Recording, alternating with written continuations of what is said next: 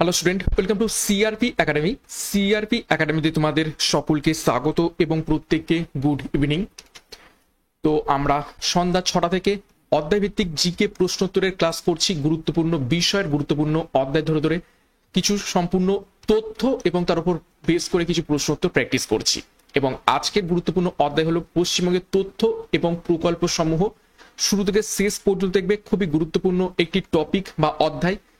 আমাদের ওয়েস্ট বেঙ্গলের যে সমস্ত পরীক্ষা হয়ে থাকে, পুলিশ পরীক্ষা, ডাব্লিউপিএসসি যে সমস্ত পরীক্ষা, সেই সমস্ত পরীক্ষার জন্য খুবই খুবই ইম্পর্টেন্ট একটি টপিক এবং এইখান থেকে বেশ কিছু প্রশ্ন পরীক্ষাতে এসে থাকে। আজকে ক্লাসে যা যা তথ্য এবং প্রশ্ন তো দেখবো, আশা করছি এখান থেকে তোমরা এই টপিক থেকে সমস্ত কিছুই কমন পেয়ে যাবে। তো সিআরপি একাডেমিতে নতুন হয়ে থাকলে চ্যানেলকে সাবস্ক্রাইব করবে, পাশের বেল আইকনটা প্রেস করে রাখবে, সাথে টেলিগ্রামে যুক্ত হয়ে যাবে। তো আজকে ক্লাসে কি কি গুরুত্বপূর্ণ প্রশ্নোত্তর রয়েছে বা তথ্য রয়েছে সেগুলো এক এক করে দেখে নেওয়া যাক। দেখো, ওয়ান লাইনার হিসাবে প্রশ্ন উত্তর রেখেছি আজকে ক্লাসে, যাতে তোমাদের পড়তে খুব সুবিধা হয় এবং তোমাদের প্র্যাকটিসটাও হয়ে যায়। দেখো, 1 নম্বর প্রশ্ন, পশ্চিমবঙ্গের আয়তন কত? তো পশ্চিমবঙ্গের আয়তন হয়ে যাবে, দেখো, 88,752 বর্গ কিলোমিটার এবং ভারতের মোট আয়তনের 2.77% এটি। তো পশ্চিমবঙ্গের আয়তন কত পরীক্ষাতে প্রশ্ন আসতে পারে, সেটা হচ্ছে 88,752 বর্গ কিমি। নেক্সট দেখো, পশ্চিমবঙ্গ আয়তনে ভারতের কততম রাজ্য? তো আয়তনের দিক থেকে পশ্চিমবঙ্গ 14তম রাজ্য।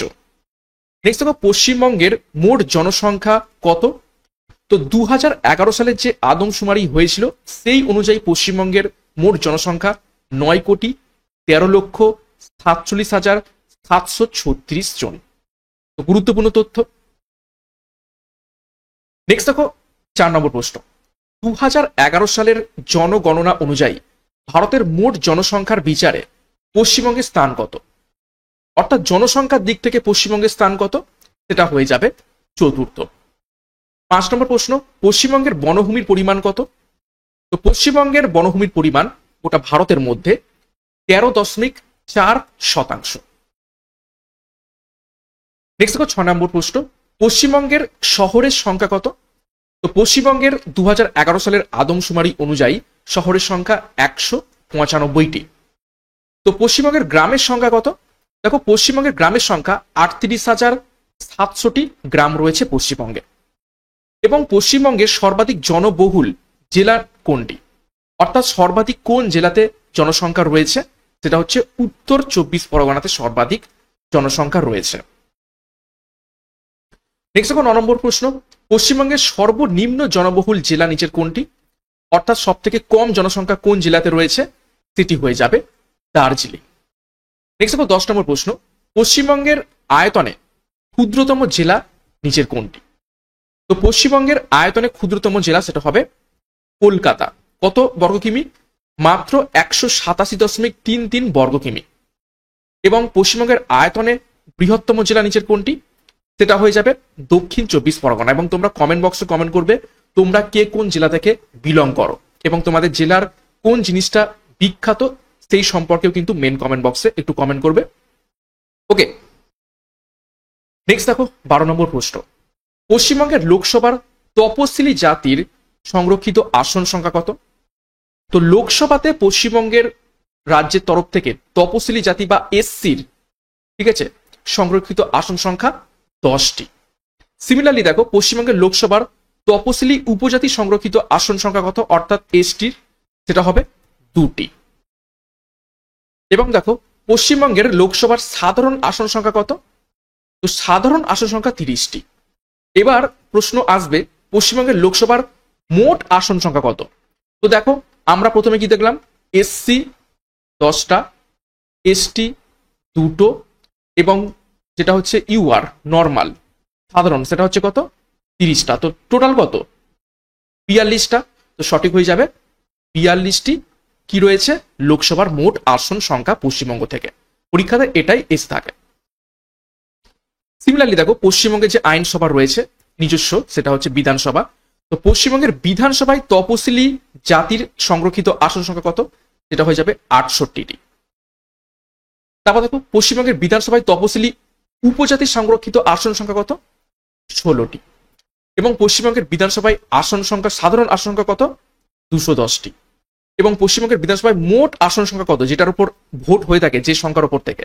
তো সিমিলারলি দেখো, এসসি 68, এসটি 16 এবং ইউআর যেটা হচ্ছে 210। তো টোটাল করলে দাঁড়ায় 294, অর্থাৎ 294টি কি রয়েছে পশ্চিমবঙ্গের আইনসভা অর্থাৎ বিধানসভায় মোট আসন সংখ্যা। নেক্সট দেখো 20 নম্বর প্রশ্ন, পশ্চিমবঙ্গের প্রধান ফসল কোনটি?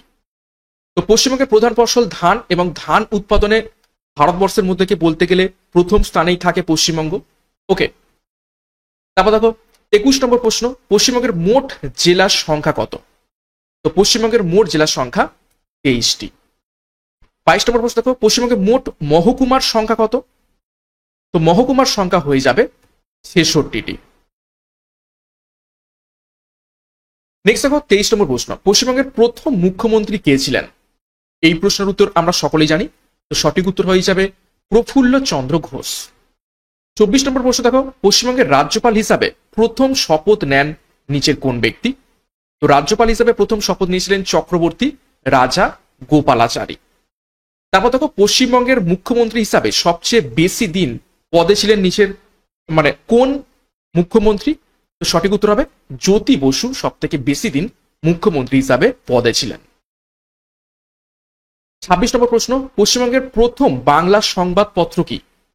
এটা দেখো প্রথম বাংলা বলেছে, বাংলা সংবাদপত্র, সেটা হয়ে যাবে সমাচার দর্পণ। এবং যদি বলে পশ্চিমবঙ্গের প্রথম সংবাদপত্র কি, সেটা হয়ে যাবে জেমস হিকির বেঙ্গল গ্যাজেট। এটা ইংরাজি ভাষায় ছিল, তো সেই জন্য শুধুমাত্র প্রথম সংবাদপত্র, আর যদি বাংলা মেনশন করে দেয় তখন হয়ে যাবে সমাচার দর্পণ। নেক্সট দেখো 24 নম্বর প্রশ্ন, পশ্চিমবঙ্গের বৃহত্তম রেল স্টেশন কোনটি? তো বৃহত্তম অর্থাৎ লার্জেস্ট, সঠিক উত্তর হয়ে যাবে হাওড়া স্টেশন হয়ে যাবে বৃহত্তম রেল স্টেশন। নেক্সট দেখো পশ্চিমবঙ্গের ব্যস্ততম রেল স্টেশন, ব্যস্ততম অর্থাৎ বিজিয়েস্ট, সেটা হয়ে যাবে শিয়ালদহ। তারপর দেখো পশ্চিমবঙ্গের দীর্ঘতম প্ল্যাটফর্ম কোনটি বা কোথায়, অর্থাৎ লংগেস্ট প্ল্যাটফর্ম, সেটি হয়ে যাবে কোথায়? খড়গপুরে। নেক্সট দেখো পশ্চিমবঙ্গের প্রথম মেডিকেল কলেজ কোনটি বা কি? তো পশ্চিমবঙ্গের প্রথম মেডিকেল কলেজ হয়ে যাবে কলকাতা মেডিকেল কলেজ, যেটা 1835 সালে স্থাপিত হয়েছিল। নেক্সট দেখো 32 নম্বর প্রশ্ন, পশ্চিমবঙ্গের প্রথম কলেজ কোনটি? তো পশ্চিমবঙ্গের প্রথম কলেজ হয়ে যাবে ফোর্ট উইলিয়াম কলেজ, কলকাতা, যেটা 1700 সালে স্থাপিত হয়। তারপর দেখো পশ্চিমবঙ্গের প্রথম মহিলা কলেজ কোনটি? সেটি হয়ে যাবে বেথুন কলেজ, কলকাতা। তারপর দেখো পশ্চিমবঙ্গের শীতলতম স্থান কোনটি? তো পশ্চিমবঙ্গের শীতলতম স্থান হয়ে যাবে দার্জিলিং। নেক্সট দেখো 35 নম্বর প্রশ্ন, পশ্চিমবঙ্গের উষ্ণতম স্থান কোনটি? তো পশ্চিমবঙ্গের উষ্ণতম স্থান হচ্ছে বর্ধমান জেলার আসানসোল, আসানসোল সব থেকে উষ্ণতম স্থান পশ্চিমবঙ্গের। তারপর দেখো 36 নম্বর প্রশ্ন, পশ্চিমবঙ্গের উচ্চতম পর্বত শৃঙ্গ কোনটি? বহুবার পরীক্ষাতে এসেছে, ভিভিআই করবে, সেটা হয়ে যাবে সান্দাকফু। উচ্চতা, এটা পয়েন্টটা হবে না, এটা হচ্ছে কমা হবে, ঠিক আছে, 3636 মিটার, এটা হয়ে যাবে পশ্চিমবঙ্গের উচ্চতম পর্বত শৃঙ্গ। নেক্সট দেখো পশ্চিমবঙ্গের উচ্চতম গিরিপথ কোনটি? তো পশ্চিমবঙ্গের উচ্চতম গিরিপথ হয়ে যাবে জেলেপা গিরিপথ। নেক্সট দেখো 38 নম্বর প্রশ্ন, পশ্চিমবঙ্গের বৃহত্তম ক্রীড়াঙ্গন কোনটি? সেটা হয়ে যাবে সল্টলেক স্টেডিয়াম বা যুব ভারতী ক্রীড়াঙ্গন, এটারই নাম কি? সল্টলেক স্টেডিয়াম। 39 নম্বর প্রশ্ন, পশ্চিমবঙ্গের দীর্ঘতম ব্যারেজ এবং রেল সেতু নিচের কোনটি?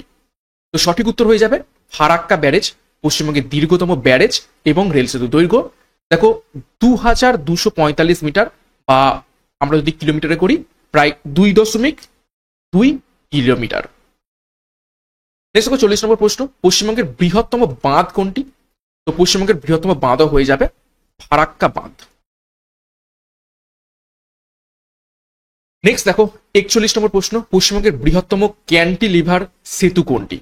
তো বৃহত্তম ক্যান্টিলিভার সেতু হয়ে যাবে হাওড়া ব্রিজ। হাওড়া ব্রিজের অপর নাম কি? রবীন্দ্রনাথ সেতু। দেখো দৈর্ঘ্য 457 মিটার। তারপর দেখো পশ্চিমবঙ্গের দীর্ঘতম কেবল ব্রিজ কোনটি? সেটা হচ্ছে বিদ্যাসাগর সেতু, প্রায় 2700 ফুট। বিদ্যাসাগর সেতুর অপর নাম কি রয়েছে? দ্বিতীয় হুগলি সেতু। নেক্সট দেখো পশ্চিমবঙ্গের সর্বাপেক্ষা শিক্ষিত জেলা নিচের মানে কোনটি? এখানে উত্তরটা ভুল দেওয়া রয়েছে, সরি এর জন্য। ঠিক আছে, কি হয়ে যাবে? উত্তর হয়ে যাবে পূর্ব মেদিনীপুর। পূর্ব মেদিনীপুর হয়ে যাবে পশ্চিমবঙ্গের সর্বাপেক্ষা কি জেলা? শিক্ষিত জেলা। ওকে, এবং কত শতাংশ? এটা রিসেন্ট ডাটা অনুযায়ী প্রায় 80.16%। এটা একটু এদিক ওদিক হতে পারে, কিন্তু পূর্ব মেদিনীপুর হয়ে যাবে সর্বাপেক্ষা শিক্ষিত জেলা। পিডিএফ এ আমি এটা ছেড়ে দেবো, তোমরা কিন্তু পিডিএফটা কালেক্ট করার জন্য আমাদের টেলিগ্রামে যুক্ত হয়ে যাবে। নেক্সট দেখো 44 নম্বর প্রশ্ন, পশ্চিমবঙ্গের প্রাচীন বিশ্ববিদ্যালয় কোনটি? তো পশ্চিমবঙ্গের প্রাচীন বিশ্ববিদ্যালয় কলকাতা বিশ্ববিদ্যালয়। কত সালে স্থাপিত হয়? 1857 সালে। নেক্সট দেখো কলকাতার নামকরণ কে করেন বা প্রতিষ্ঠাও বলতে পারো? তো সঠিক উত্তর হবে জব চার্নো। কত সালে? 1690 সালে। ওকে, নেক্সট দেখো পশ্চিমবঙ্গের উচ্চতম স্তম্ভ কোনটি? তো পশ্চিমবঙ্গের উচ্চতম স্তম্ভ সেটি হয়ে যাবে শহীদ মিনার, 165 ফুট। নেক্সট দেখো 47 নম্বর প্রশ্ন, পশ্চিমবঙ্গের দীর্ঘতম সড়ক সেতু কোনটি? এটা কিন্তু ভিভিআই করবে, পরীক্ষায় প্রশ্ন এসে থাকে। তো পশ্চিমবঙ্গের দীর্ঘতম সড়ক সেতু হয়ে যাবে জয়ী সেতু, 2.7 কিলোমিটার। 48 নম্বর প্রশ্ন, পশ্চিমবঙ্গের সব থেকে বড় বাঁধ কোনটি? তো সঠিক উত্তর হয়ে যাবে দামোদর বাঁধ, বা যেটাকে আমরা ডিভিসি বলে থাকি, দামোদর ভ্যালি কর্পোরেশন। এটা হয়ে যাবে সব থেকে বড় বাঁধ। নেক্সট দেখো পশ্চিমবঙ্গের প্রথম কাগজ কল কোথায় ছিল? তো সেটা হয়ে যাবে বালিতে, হাওড়ার যে বালি রয়েছে সেখানে রয়্যাল পেপার মিল। নেক্সট দেখো পশ্চিমবঙ্গের উচ্চতম স্মৃতিসৌধ কোনটি? তো পশ্চিমবঙ্গের উচ্চতম স্মৃতিসৌধ ভিক্টোরিয়া মেমোরিয়াল, উচ্চতা 182 ফুট। তারপর দেখো পশ্চিমবঙ্গের বৃহত্তম রাজপ্রাসাদ কোনটি? সেটি হয়ে যাবে হাজারদুয়ারি রাজপ্রাসাদ, মুর্শিদাবাদে। নেক্সট দেখো 52 নম্বর প্রশ্ন, পশ্চিমবঙ্গ তথা ভারতের বৃহত্তম তারামণ্ডল কোনটি? তো সেটা হয়ে যাবে বিড়লা প্ল্যানেটোরিয়াম, পশ্চিমবঙ্গ তথা ভারতের বৃহত্তম তারামণ্ডল। 53 নম্বর প্রশ্ন, পশ্চিমবঙ্গের উচ্চতম ভবন কোনটি? তো সঠিক উত্তর হয়ে যাবে দ্য 42, কলকাতায় অবস্থিত রয়েছে। ওকে, নেক্সট দেখো পশ্চিমবঙ্গের সর্বপ্রাচীন গ্রন্থাগার কোনটি? তো এটা সর্বপ্রাচীন গ্রন্থাগার হয়ে যাবে উইলিয়াম কেরি লাইব্রেরি হয়ে যাবে সর্বপ্রাচীন গ্রন্থাগার। নেক্সট দেখো পশ্চিমবঙ্গের বৃহত্তম সংগ্রহশালা কোনটি? এটা হয়ে যাবে ইন্ডিয়ান মিউজিয়াম। নেক্সট দেখো 56, পশ্চিমবঙ্গের বৃহত্তম উদ্ভিদ উদ্যান কোনটি? তো এটি হয়ে যাবে শিবপুরের বটানিক্যাল গার্ডেন, হাওড়াতে যেটি অবস্থিত রয়েছে। পশ্চিমবঙ্গের বৃহত্তম চিড়িয়াখানা কোনটি?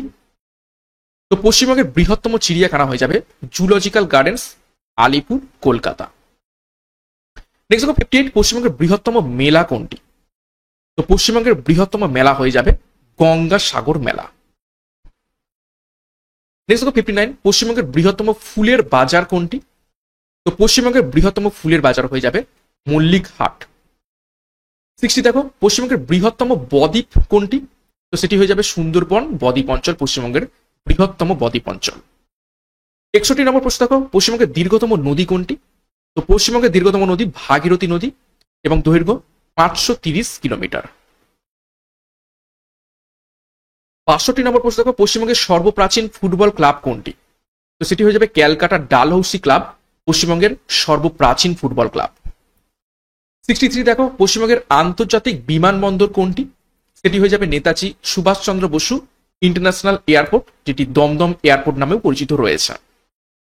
তারপর দেখো 64, পশ্চিমবঙ্গের সর্বপ্রথম কাপড় কল কোথায় ছিল? খুব ইম্পর্টেন্ট তথ্য।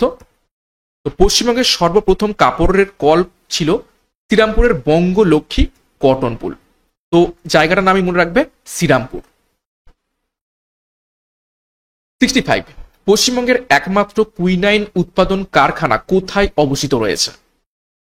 তো সঠিক উত্তর হবে দার্জিলিং জেলার মংপুতে। নেক্সট দেখো 66, পশ্চিমবঙ্গের ইস্পাত নগরী কোনটি? তো পশ্চিমবঙ্গের ইস্পাত নগরী হয়ে যাবে দুর্গাপুর। নেক্সট দেখো 67, পশ্চিমবঙ্গের জলবায়ুর নাম কি? কি ধরনের জলবায়ু আমাদের পশ্চিমবঙ্গে দেখতে পাওয়া যায়? তো সঠিক উত্তর হবে ক্রান্তীয় মৌসুমী জলবায়ু। নেক্সট দেখো 68, পশ্চিমবঙ্গের যে গ্রামকে গ্রাম রত্ন বলা হয় সেটি কি বা কোন গ্রাম? সেটা হয়ে যাবে ফুলিয়া গ্রাম, নদিয়া জেলাতে অবস্থিত রয়েছে। তো নদিয়া জেলা থেকে যারা বিলং করো কমেন্ট বক্সে কমেন্ট করবে। নেক্সট দেখো 69, বাংলার অক্সফোর্ড বলে কোন স্থানটিকে? ভিভিআই করবে, এটাও পরীক্ষায় প্রশ্ন এসে থাকে। তো সঠিক উত্তর হবে নবদ্বীপকে বলা হয় তাকে বাংলার অক্সফোর্ড। 70 দেখো, পশ্চিমবঙ্গের একমাত্র মহিলা রাজ্যপাল কে ছিলেন? তো পশ্চিমবঙ্গের একমাত্র মহিলা রাজ্যপাল ছিলেন পদ্মজা নাইডু। নেক্সট দেখো 71, পশ্চিমবঙ্গের প্রথম মহিলা মুখ্যমন্ত্রীকে, যিনি আমাদের বর্তমান মুখ্যমন্ত্রী রয়েছেন শ্রীমতী মমতা ব্যানার্জি। নেক্সট দেখো 72, পশ্চিমবঙ্গের রাজ্য পশুর নাম কি? তো পশ্চিমবঙ্গের রাজ্য পশু খুবই ইম্পর্টেন্ট বা স্টেট অ্যানিমেল বলা হয় তাকে মেছো বিড়ালকে। নেক্সট দেখো পশ্চিমবঙ্গের রাজ্য পাখির নাম কি? সেটি হয়ে যাবে সাদা গলা বিশিষ্ট মাছরাঙা। এটা হয়ে যাবে পশ্চিমবঙ্গের রাজ্য পাখি বা স্টেট বার্ড। 74, পশ্চিমবঙ্গের রাজ্য ফুলের নাম কি? তো পশ্চিমবঙ্গের স্টেট ফ্লাওয়ার হয়ে যাবে শিউলি ফুল। নেক্সট দেখো পশ্চিমবঙ্গের রাজ্য উদ্ভিদের নাম কি? সেটি হয়ে যাবে ছাতিম গাছ। নেক্সট দেখো পশ্চিমবঙ্গের সবচেয়ে কম জনঘনত্ব বিশিষ্ট জেলা কোনটি? তো সেটা হয়ে যাবে পুরুলিয়া। জনঘনত্ব বলা হয়েছে এখানে, ভালোভাবে দেখবে, অর্থাৎ প্রতি বর্গ কিমিতে সব থেকে কম লোক বসবাস করে, এটাকে বলা হয় জনঘনত্ব। তো সেটা হচ্ছে পুরুলিয়া। পুরুলিয়াতে জনঘনত্ব কম। এবং 77 দেখো, জনঘনত্বের দিক দিয়ে পশ্চিমবঙ্গের বৃহত্তম জেলার নাম কি? তো সেটা হয়ে যাবে উত্তর 24 পরগনা। তারপর দেখো পশ্চিমবঙ্গের রাজ্য নৃত্যের নাম কি? তো সেটা হয়ে যাবে গৌড়ীয় নৃত্য হয়ে যাবে পশ্চিমবঙ্গের রাজ্য নৃত্য। তারপর দেখো পশ্চিমবঙ্গের দোসর বলা হয় কোন রাজ্যকে? সঠিক উত্তর হবে ত্রিপুরা রাজ্যকে বলা হয় থাকে পশ্চিমবঙ্গের দোসর। নেক্সট দেখো 80 নম্বর প্রশ্ন, পশ্চিমবঙ্গের কোথায় রাবারের চাষ করা হয়ে থাকে? তো সঠিক উত্তর হবে জলপাইগুড়িতে পশ্চিমবঙ্গের রাবারের চাষ করা হয়ে থাকে। 81 দেখো, পশ্চিমবঙ্গের সর্বশ্রেষ্ঠ শিল্পের নাম কি? তো পশ্চিমবঙ্গের সর্বশ্রেষ্ঠ শিল্পের নাম হয়ে যাবে পাট শিল্প। ওকে, খুবই ইম্পর্টেন্ট। নেক্সট দেখো 82, পশ্চিমবঙ্গের প্রথম মহিলা শহীদকে? তো পশ্চিমবঙ্গের প্রথম মহিলা শহীদ মাতঙ্গিনী হাজরা। নেক্সট দেখো 83, পশ্চিমবঙ্গের প্রথম মহিলা ডাক্তারকে? তো পশ্চিমবঙ্গের প্রথম মহিলা ডাক্তার কাদম্বিনী গাঙ্গুলি। 84, কলকাতায় কবে মেট্রো রেল চালু হয়? তো সঠিক উত্তর হবে 1984 সালে কলকাতায় মেট্রো রেল চালু হয়। 85 দেখো, সুন্দরবনকে রামসার সাইট হিসাবে ঘোষণা করা হয় কত সালে? তো সঠিক উত্তর হবে 2019 সালে। এখান থেকে বলে দিই 1984 সালে সুন্দরবনকে জাতীয় উদ্যানের তকমা দেওয়া হয় এবং 1987 সালে ওয়ার্ল্ড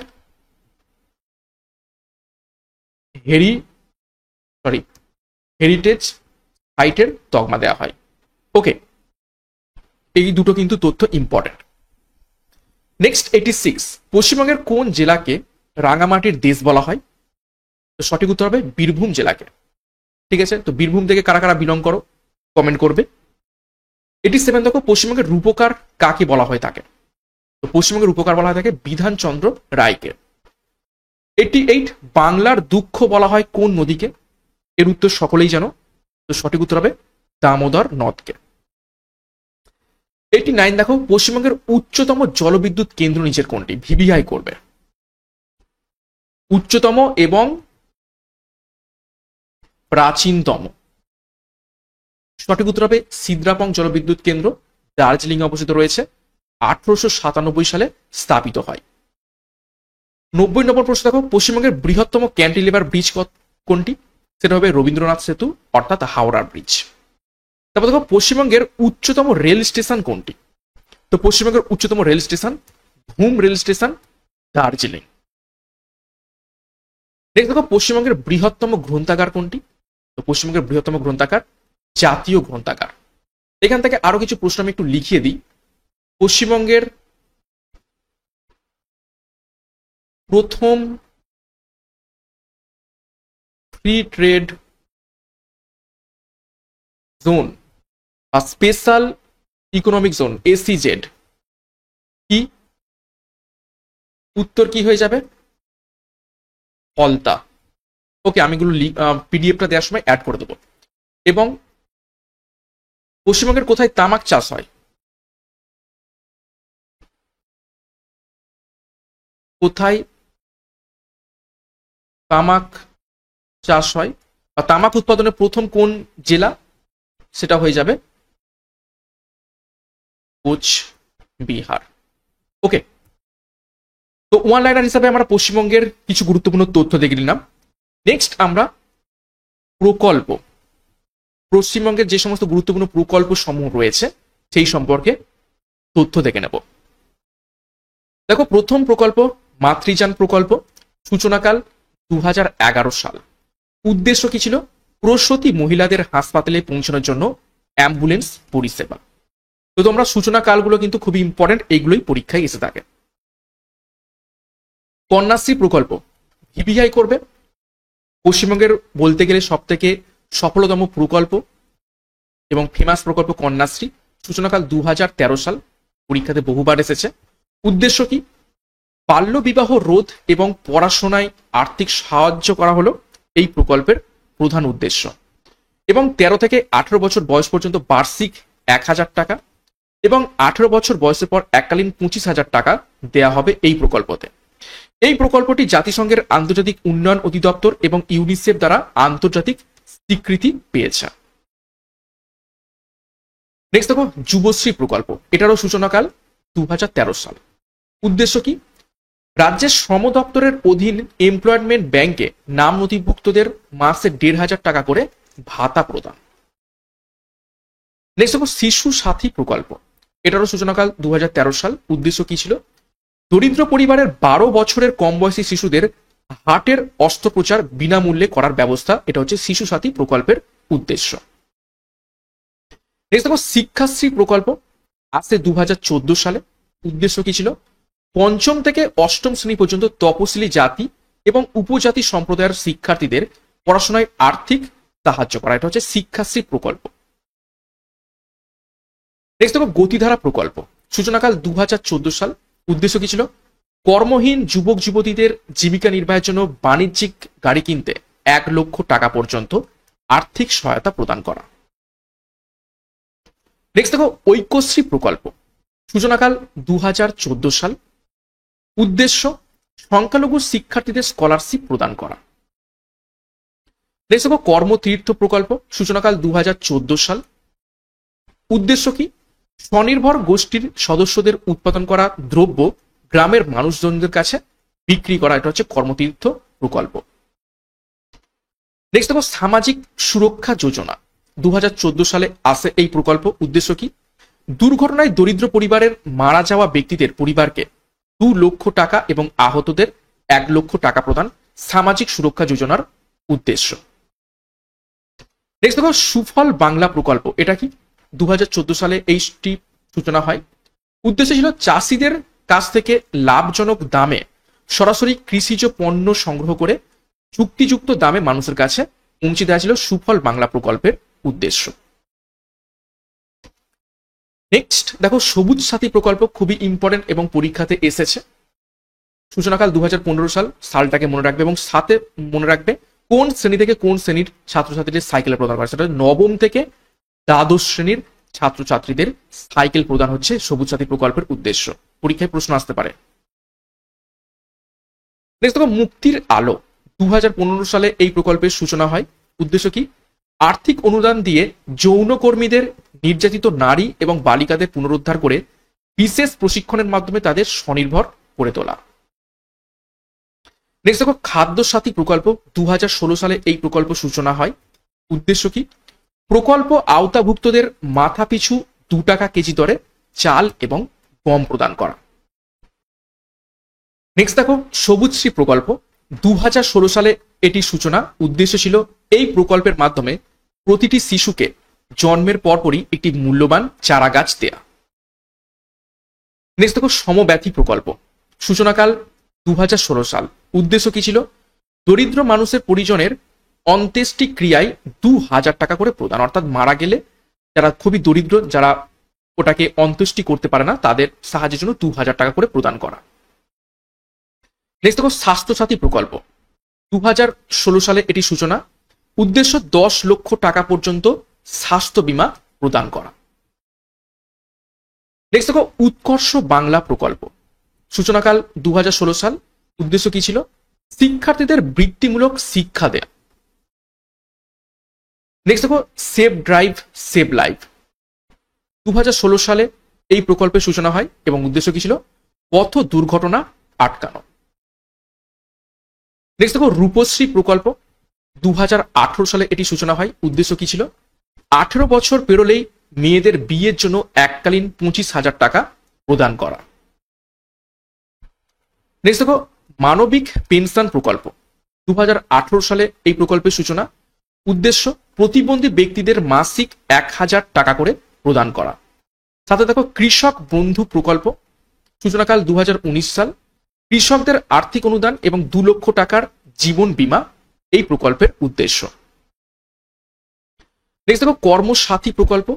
2020 সালে সূচনা হয়। উদ্দেশ্য ছিল বেকার যুবক যুবতীদের অর্থনৈতিকভাবে স্বনির্ভর করে তুলতে আর্থিক ঋণ প্রদান করা।